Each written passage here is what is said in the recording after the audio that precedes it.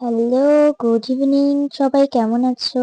তো দেখো সন্ধ্যাবেলা একদম গরম গরম সিঙ্গারা প্লেটে বার করছি। এইমাত্রই বাজার থেকে এনে দিয়েছে বাবা। তো এখানে 4 থেকে 5টা সিঙ্গারা আছে।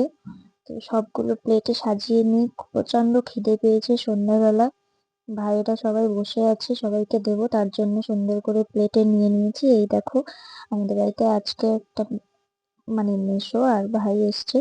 তো ভাইটা আগে নিল। তো এখানে দেখো আমার ভাই কিভাবে বসে খাচ্ছে চেয়ারের উপরে, ওকে ভিডিও করছে। ওর দিকে ভিডিও করা দেখালেই ও আর সেটা এ করবে না। তো দেখো এখানে বাবা বাজারে কি এনেছে সেগুলোই আগে দেখে নি। খাবার দাবার তো খাওয়া হলো।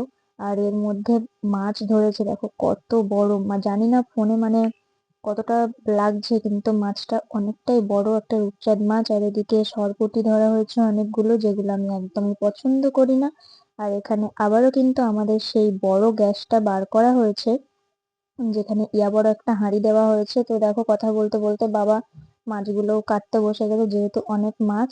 আর এই যে লাস্টে ধরলো সেই রূপচাঁদ মাছটা, সেটা এখন কাটবে। আর আমি এদিকে বসে পড়েছি পেঁয়াজ রসুন ছাড়াতে। আশা করছি তোমরা বুঝতে পারছো যে এত আয়োজন হচ্ছে, একটা মানে বড়সড় কিছুই হবে। তো এখানে দেখো এতগুলো মাংস মেশোটা ধুয়ে দিচ্ছে সবগুলো।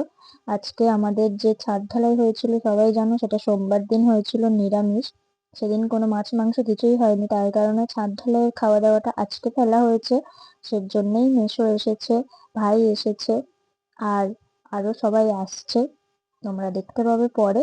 তো আপাতত রান্না চলছে দেখতে পাচ্ছো। এই যে অলরেডি চলে এসেছে সবাই, ছোট পিসিরা পিসিমশাইরা সবাই, ভাই এসছে, আরো দাদারা এসছে। তো এর মধ্যেই দেখো ঠ্যাং গিলে মেঠে এগুলো আলাদা করে রাখা হয়েছিল, যেগুলো কষাই হয়ে গেছে। আর আমিও ডাক দেওয়া মাত্রই কিন্তু এক ফোঁটা দেরি করিনি, চলে এসেছি সঙ্গে সঙ্গে খেতে।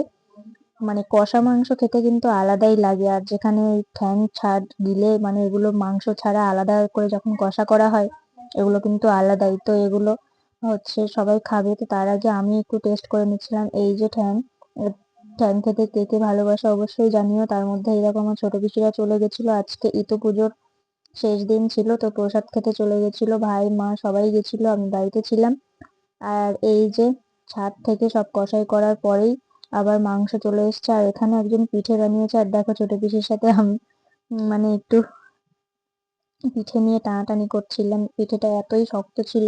ইতো পুজো আসলেই না বেশ পিঠে খাওয়া যায় সবার ফার্স্ট টাইমে। যেহেতু পৌষ মাসের শেষে পিঠা পুলি হয় সবার বাড়িতে, তার আগে এখানেই হয়। তো এইখানে দেখো সবাই খেতে বসে গেছি, আর কিছুজন বাদ আছে, এই যে একখানা দেখতে পাচ্ছ বারান্দার এ মাথা মাথা সবাই বসে গেছে। তো চলো দেখা হচ্ছে নেক্সট কোনো পর্বে, টাটা।